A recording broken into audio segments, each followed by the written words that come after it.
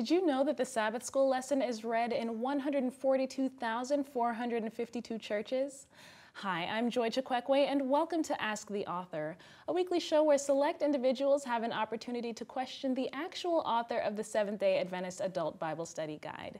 And the author for this quarter is Dr. Keith Augustus Burton from the School of Religion at Oakwood University, who has written on the topic Christ and His Law. And joining us today is Hitchcock, a member of Madison Mission SDA Church, who has also served as a Sabbath School teacher and a Sabbath School superintendent, and Dr. Finbar Benjamin, professor of practical theology at Oakwood University School of Religion, and of course, Dr. Keith Burton. Thank you, gentlemen, so much for joining us. Thank you. Thank you. Now, Dr. Burton, I noticed that in the lesson, sometimes you're referred to as principal contributor and other times as the author. So why is that? Well, you know, when they ask you to write, you go in with the understanding that they're going to make some changes. And of course, that happens with anyone you publish. But however, with the Sabbath School lesson, what basically happens, you send in your manuscript, and then a team looks at the manuscript and they make editorial changes where they think, you know, it's necessary. And I've seen a few. Thank you so much for that, Dr. Burton. And this week's lesson is titled Christ and the Law of Moses. So can you give us a brief synopsis of what that's about? Okay, I'm looking at the way in which Jesus Christ related to the law of Moses. You know, oftentimes when people think about Jesus, they think about him being a Christian, you know, because of course he is the central figure in Christianity. Right. But Jesus was a Jew. His parents were Jews. He was raised as a Jew. He observed some of the Jewish laws. Right. I mean, he was a very, very Jewish person. And so what we're going to do this week is just take a look at some of the ways in which Jesus' Jewishness was demonstrated. All right, great. And of course, we want to have our guests join in on this conversation. Sure. So we're just going to go ahead and jump right into it. Okay. So one of the things that I noticed, as you just mentioned, that you emphasized on Saturday afternoon was that Jesus was a Jew and that he followed Jewish customs and he lived the life of a Jew. And I guess, as you mentioned, a lot of the time it's kind of weird for us to think about that. So let's just talk about a little bit more about what it was like to be a Jew during that time. Now, of course, being a Jew, I guess you could look at it from a positive perspective and a negative perspective. From a positive perspective, the Jews were very self-confident. They are the people of the promise. They're the ones who God chose to shed, you know, his light to all generations. And so from one perspective, it was a positive thing. They were proud people. We are Jewish. But these are the people who God had chosen to be his light to all the nations. But however, they're also living in a situation of bondage, of oppression, because the Romans are over them and they were not as free as they really should have been. And one of the things that you also pointed out was that Jesus was a faithful Jew, despite the fact that he had some criticisms for the way that Jewish customs are being practiced during that time. So let's talk a little bit more about that as well. Okay, great. Now, Jesus, when we see the way in which he practiced his faith, he was definitely not at the level of the Pharisees, you know, where he was emphasizing the 613 that we spoke about in the last show. But then he was not lax either. For instance, there's one incident where Jesus' disciples are lambasted for eating without washing their hands. But what stands out is that they lambast his disciples, but they don't say anything about him.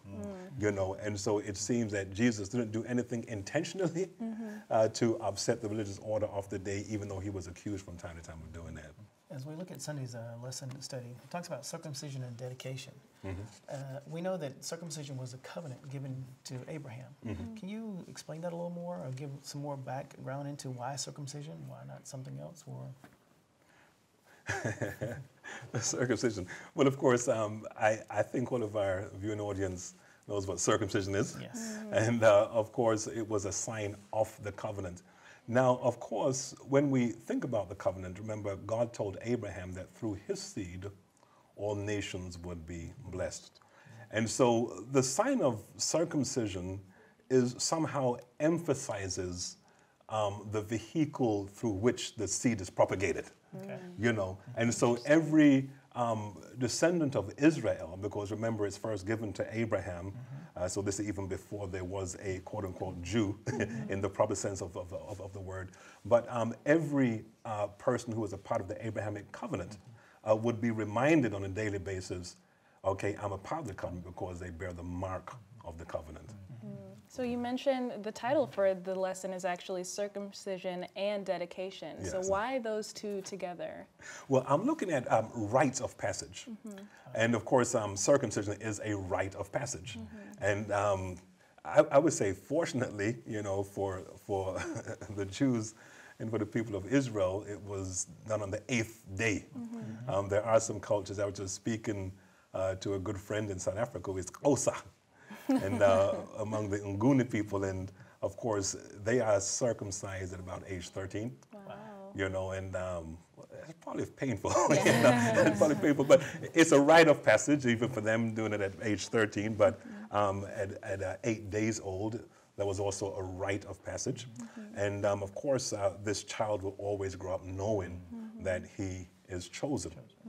And of course, the reason why I put it with dedication, that was another rite of passage, because at a certain time, every Jewish boy and girl was supposed to be taken to the temple. If it was a boy child, after 33 days. If it was a girl child, after 6 to 6 days.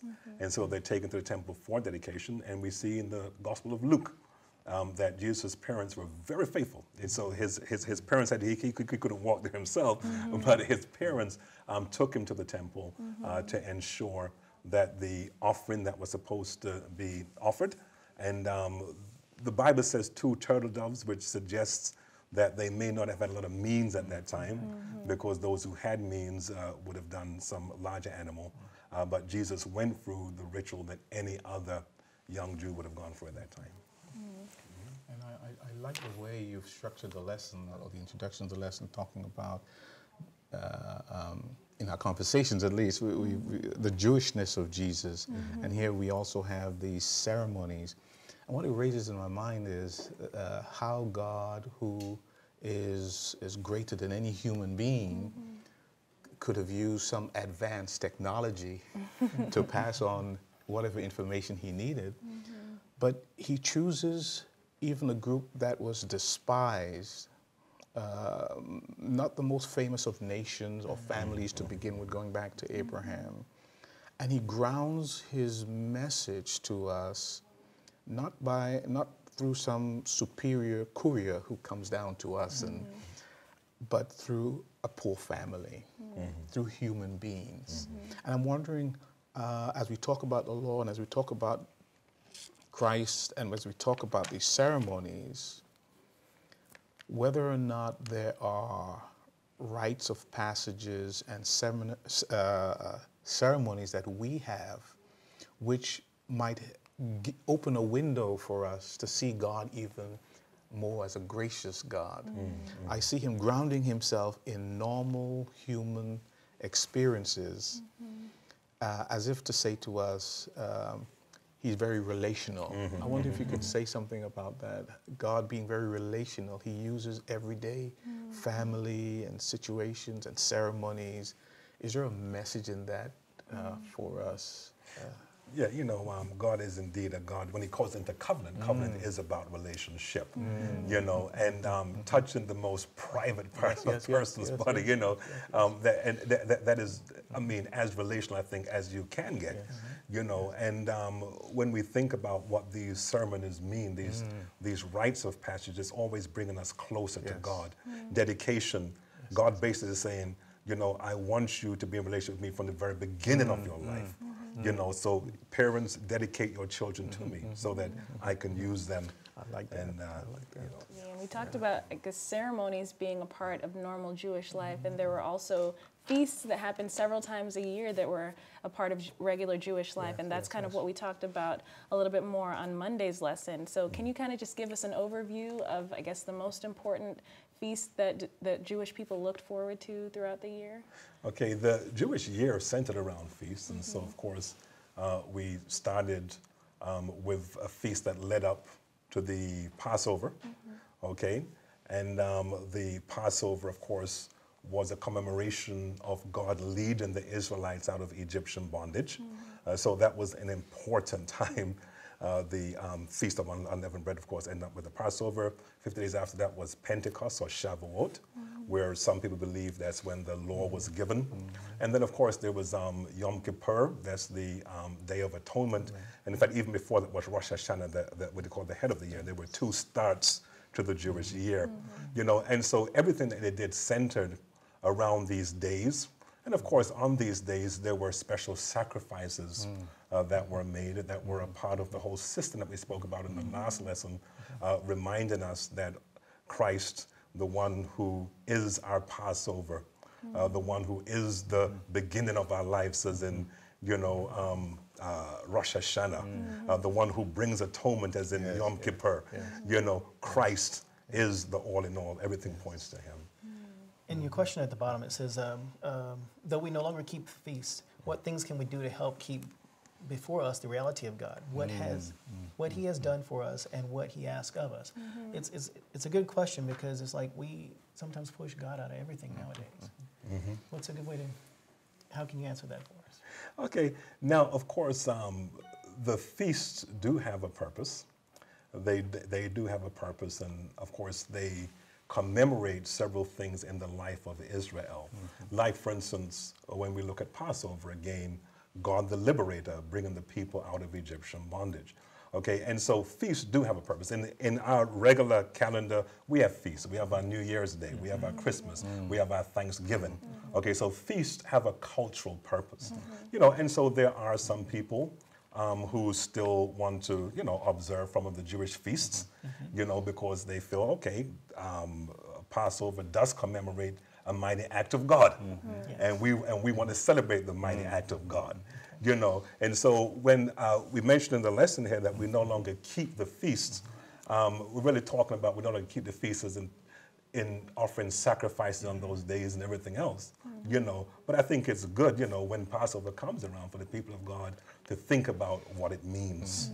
You know, when Yom Kippur comes around, in fact, when we look at our church, our church was basically the pivotal day was October the 22nd, 1844, which was Yom Kippur of that year, the Day of Atonement of that year. And so I do believe that even today, we can look at the seasons in the Jewish year and find meaning, because we do the same for our secular year, you know, as I said, with the various things that we celebrate then.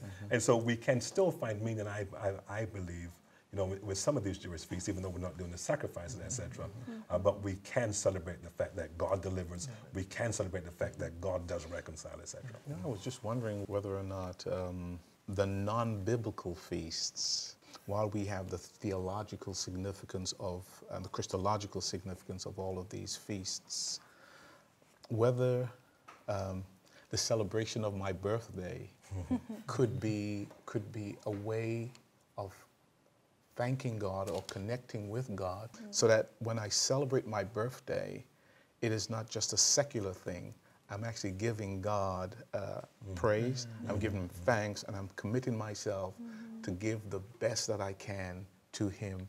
And I suppose that would be, you know, based on intention, that would be something that we have to resolve to do that every year, to kind of have it in our minds that it's not just another day to, you know, celebrate ourselves and to focus on ourselves and to have all these external things that are, you know, that we're constantly being bombarded with, but to kind of, you know, be intentional about bringing that moment back to God even then.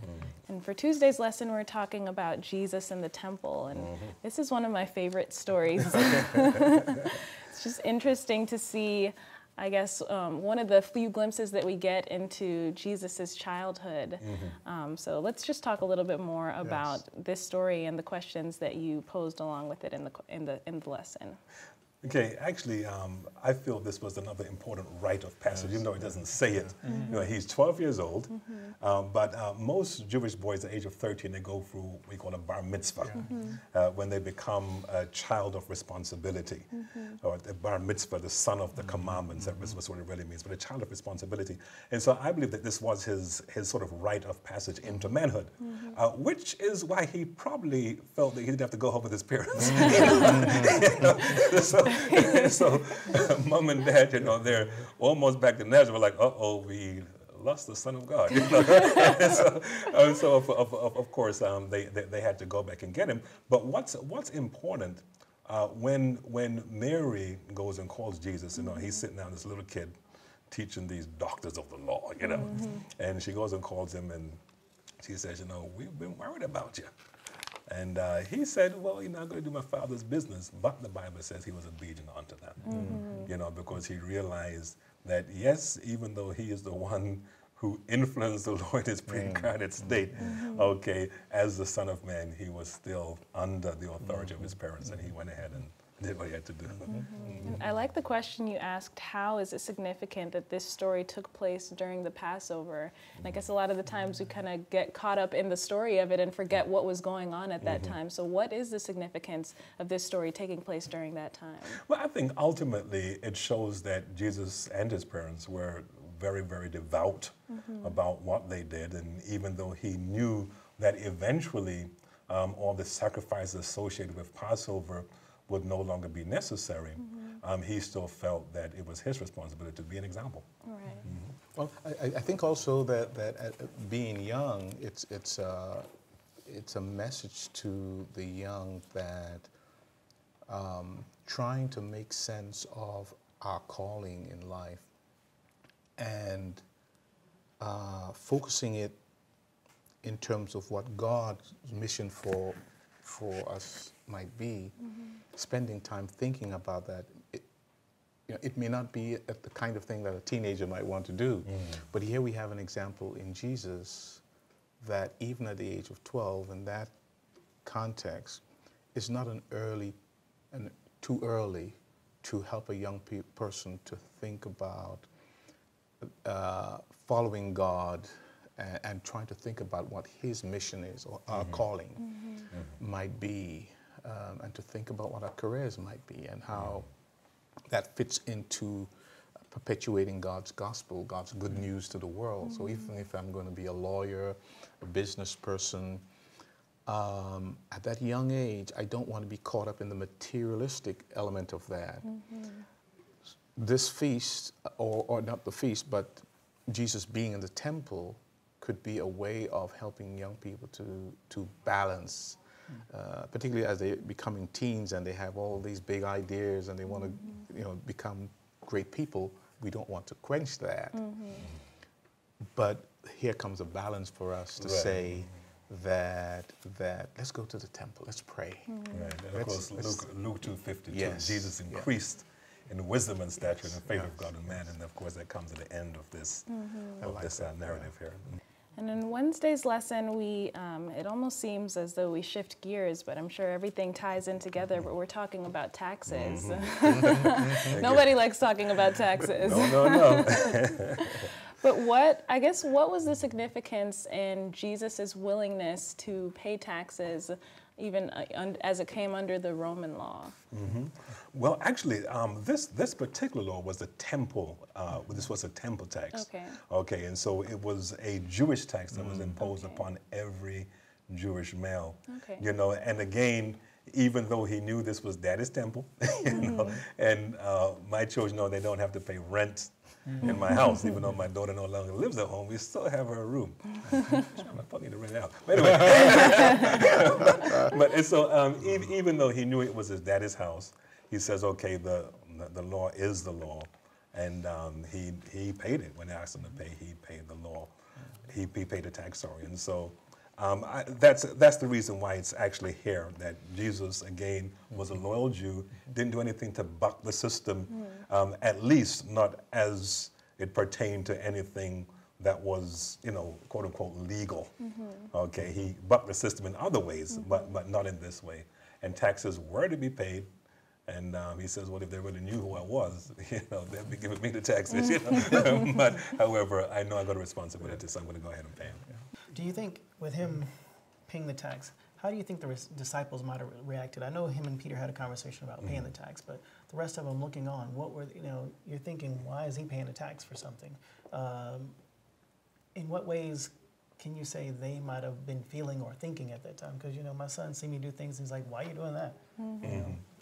Yeah, I think this could have been a kudo moment for some of them, you know, because of course when he's challenging other areas of Jewish law, some of them may even have questioned how Jewish he was, you know, in a sense. But of course, because he is readily obedient, and yes, he does get the money miraculously. He doesn't go to the bank and take down the ATM or anything. You know, he sends Peter down to get a fish and this, you know. But I think that they basically learned a lesson there. You know, yes, you can challenge the system, but in challenging the system, you don't necessarily have to be confrontational in everything you do. I was thinking about the idea of supporting a community and supporting something that you believe in, and that it does cost to do that. And so even if it's the temple, it's part of our heritage, it's part of what makes this group have a certain identity within a larger community. And being able to be loyal to the tradition that is meaningful is important. We would support Christian education.